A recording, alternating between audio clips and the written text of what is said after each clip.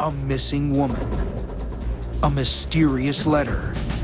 But was it a suicide note or just a last farewell? It was a case that baffled police for 11 years. By Paul 24. Police will search for more than a decade and cover thousands of miles, only to be mystified time and time again. So with all going on in her marriage and the possibilities that existed there, did you bring her husband Orville back in for questioning? Yes, there were some questions that we really needed to get answered. Captain George Duker has tracked down more than 200 people that no one else could find. Join him as he revisits some of the most baffling missing persons cases ever. Nobody vanishes without a trace.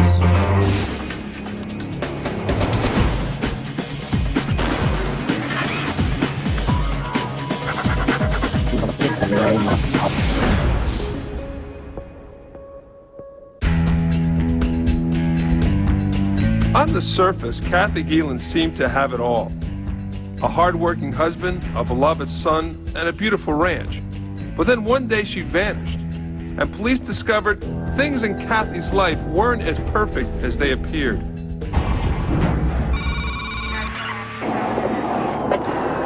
Paul 24. Police respond to the home of 36-year-old Kathy Geelan. When I arrived at the Geelan residence, I took a statement from her husband, Orville Geelan.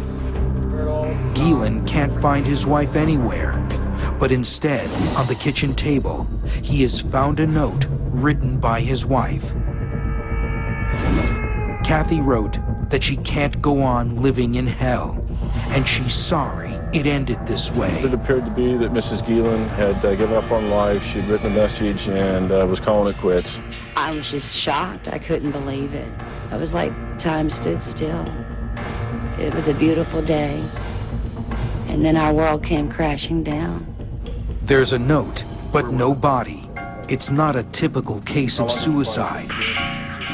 Kathy isn't inside the Geelan house, so Officer Casey shifts his search outside.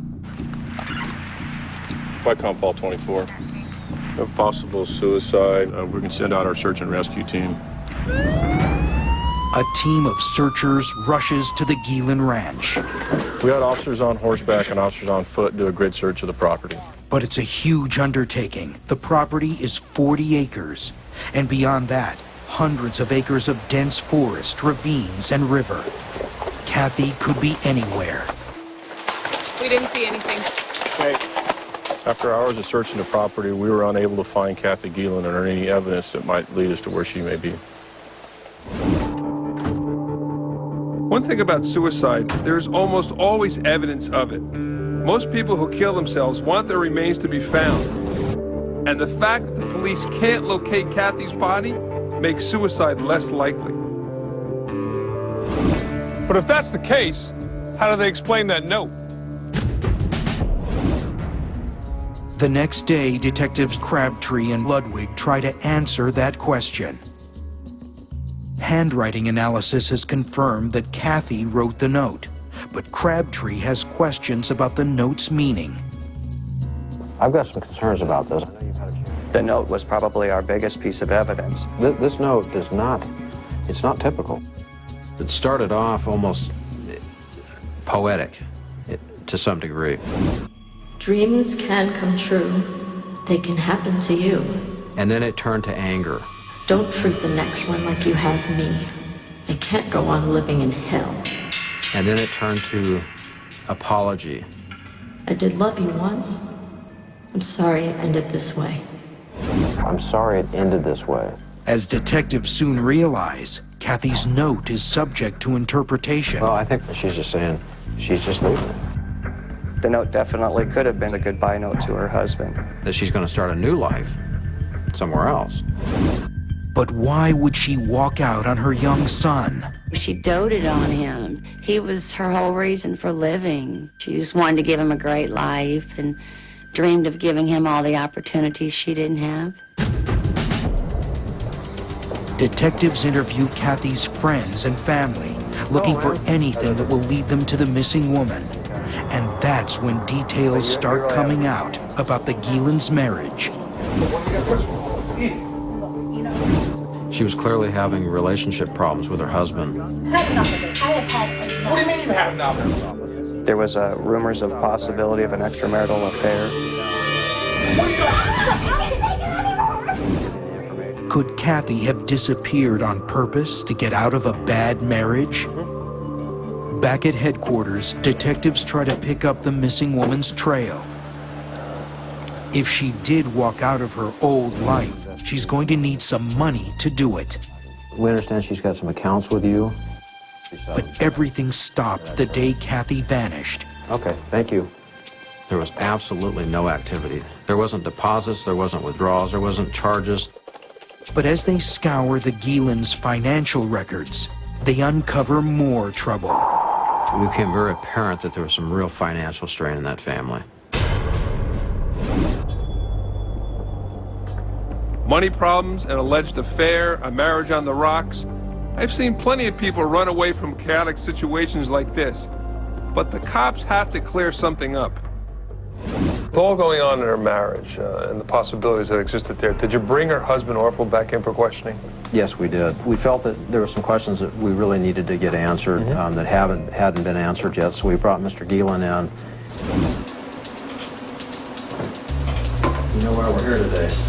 One of the things that we wanted to find out from Orville is, Orville, do you know where she's at? Do you have any ideas where she's at? Even if you don't, what do you think may have happened? Anything at all. I don't know nothing. I don't know where she's at. I only know she's missing.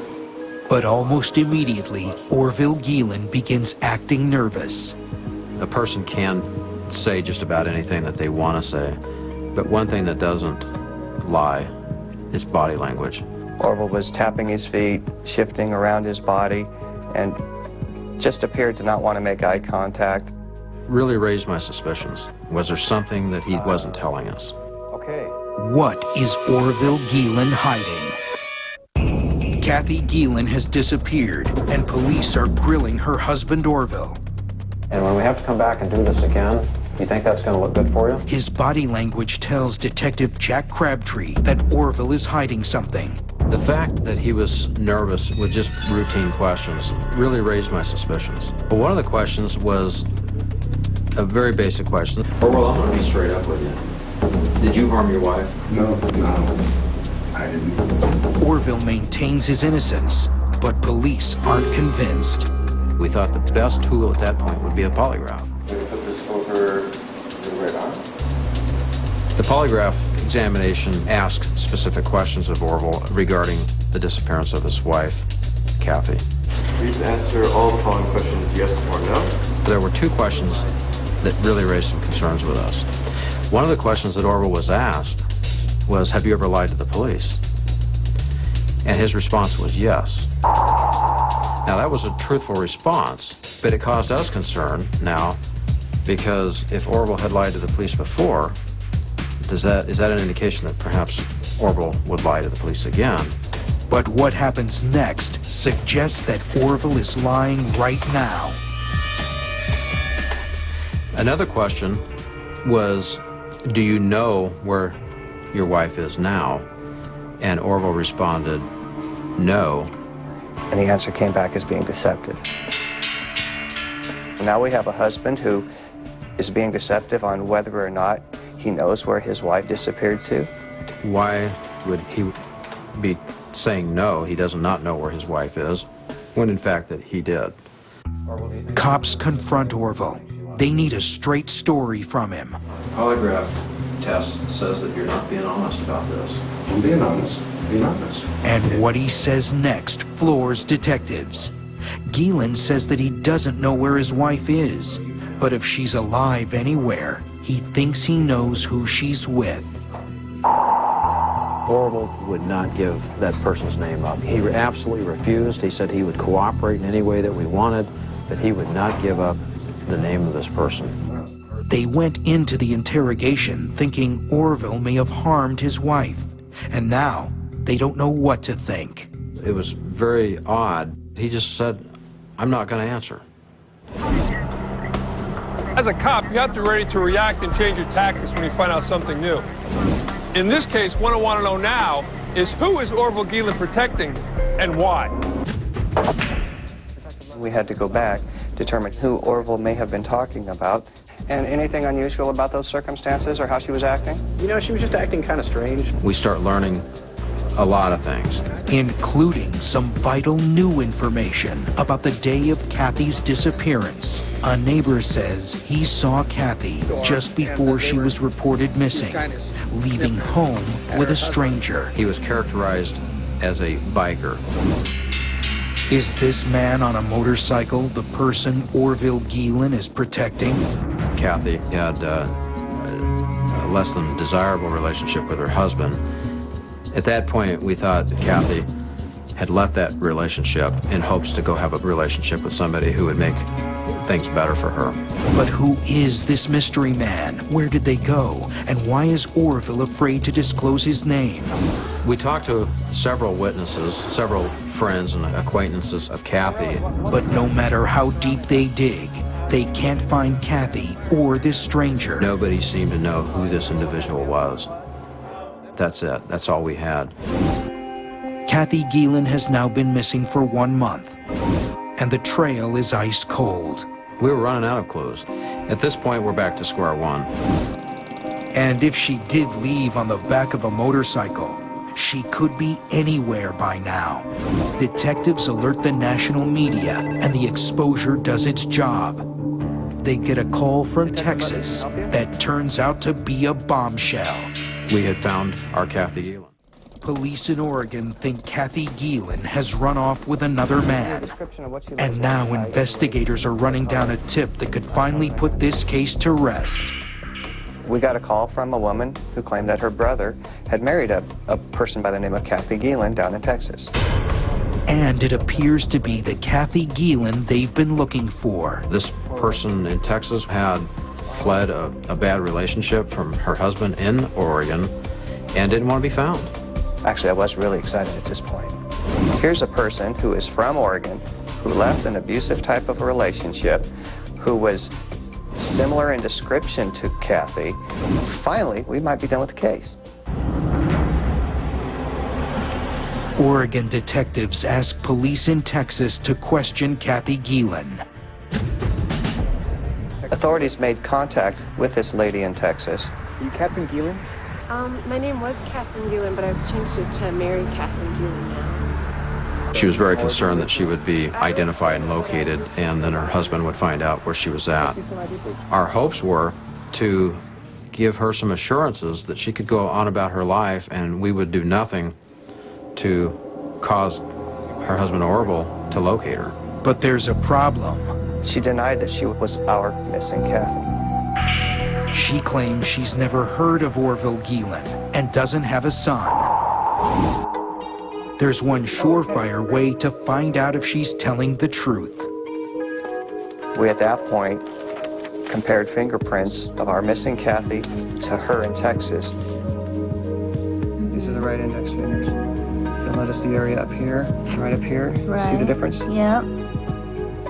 This isn't going to be our match, but we'll send it. It was determined that that was not the Kathy Geelan that we were looking for. After seeming to come so close to solving the case, it's a bitter disappointment. As it turned out, it was nothing more than just a strange coincidence to have two people using the same name. Both from the state of Oregon, both with relationships they wanted out of. But there was absolutely no relationship between the two. That was their last good lead. The search for Kathy Geelan hits a standstill. It was frustrating from the standpoint that family was so concerned, and rightfully so. They wanted to know what happened to Kathy, and it's frustrating to have to tell them I don't have anything new for them. But police and family refused to give up the search. I believed if I had faith that I would find her. I just didn't know if she was going to be in heaven or on earth. And I told Detective Ludwig, as long as there was breath in these lungs, that I would continue to look for her and search for her. I don't think there's anybody in this office that quit thinking about this case. It's a true mystery. Orville doesn't seem guilty. There's no evidence of foul play, and they've searched high and low for Kathy. When a missing person case gets to this point, it's rare to ever get closure. For 11 years, the Yamhill County Sheriff's Department keeps the case open. I had been involved with this case for all these years. We're still waiting for a phone call, some clue to come in on this case, but absolutely nothing. In those 11 years, Jack Crabtree works his way up the ranks. Next thing I knew, one day I'm the sheriff. In his new position, Crabtree has the power to throw more resources at the case that always haunted him. This is one of those cases that never really goes away. We knew it was solvable. We knew Kathy was somewhere. The sheriff has asked us to review the case. The newly minted sheriff reopens the case, this time with a bigger, more experienced team. The district attorney and I had some discussions about developing a cold case team. Sometimes that's exactly what you need.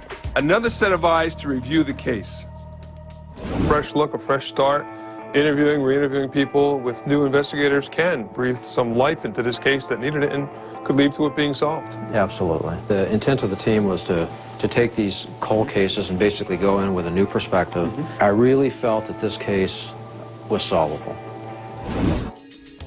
The cold case team took the files, they looked through it, looking for clues. They search for anything detectives might have missed the first time around. They talked to neighbors again, and they talked to some neighbors who possibly weren't interviewed on the first investigation. And suddenly, the case changes as quick as a shot. One of the neighbors recalled hearing a single gunshot the day that Kathy Geelan disappeared.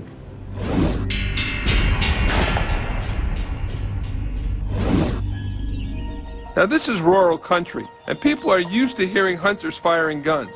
But almost always, you'll hear multiple shots. A single shot, that means trouble. Because a single gunshot is the cause of more than half of all suicides. The case has now come full circle. The cold case team is convinced that the first theory was the right one, that Kathy Geelan took her own life. The most important thing that they needed to do at that time was to get back on the property and do another search. Let's go get our stuff and get the dogs and the horses out, and let's get ready to go. We were intent at that point, once and for all, to determine whether or not there were any clues or any remains of Kathy Geelan or this incident on that property. As they did 11 years earlier, a search team sweeps the rural landscape outside the Geelan ranch. They search for hours, covering nearly every inch of ground. But just when it looks like they're going to come up empty again, one of the searchers spots something in the underbrush. Ron, we've got some evidence over here. Could this be the gun that was fired the day Kathy went missing? It's not long before they find another clue.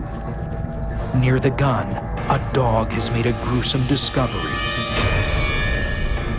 Ron, we found some bones that look very different from other bones. The dog alerted on them. So what we're going to do is we're going to GPS, get the coordinates to you. The search party concentrated their efforts in that particular area and subsequently found additional bones spread out over a pretty vast area. It's not uncommon in a rural area for animals to take the bones and to scatter them. They find bones everywhere, in the brush, under leaves, and when they find a jawbone, one thing becomes clear. These were human bones. Could the discovery of these bones end an 11-year search for Kathy Geelan? 11 years after Kathy Geelan went missing, investigators find a gun and human bones on the property surrounding her house. The bones that were collected were sent to the medical examiner's office. Forensics experts compare the jawbone with Kathy Geelan's dental records, and it's a match. The bones were determined to be, in fact, bones from Kathy Geelan. And after inspecting the victim's skull, the medical examiner answers the last remaining question in this mysterious case. Kathy Geelan had, in fact, died of a single gunshot wound to the head. And suddenly the note Kathy wrote 11 years earlier makes sense. When you couple that note with all the additional information that we've gotten, we felt at that point that this was certainly a suicide. Kathy Geelan wrote her note, went into the woods, found a private place, and pulled the trigger. And knowing what we now know, why do you think Orville was uncooperative when you talked to him? I think Orville was extremely bitter. He was very angry at the idea that Kathy would have left him and their son behind. This is really one of those cases where your first thoughts were true, but it took so long to prove it.